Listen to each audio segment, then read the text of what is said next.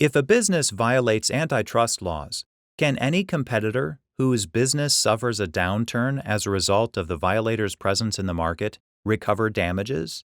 The United States Supreme Court explained how such a notion constitutes a legal gutterball in Brunswick Corporation versus Pueblo Bowl-O-Mat, whom we'll call Brunswick and Pueblo.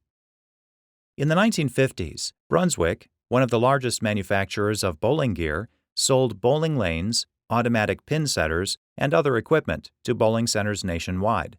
Most sales were on secured credit. But in the early 1960s, the public lost interest in bowling. Alleys struggled financially, and many closed. Brunswick began acquiring and operating financially distressed bowling centers.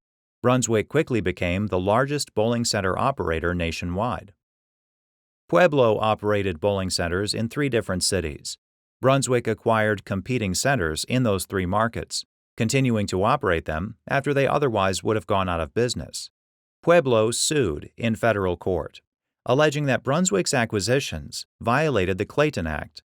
Pueblo showed that if Brunswick had allowed the defaulting centers to close, Pueblo's profits would have increased.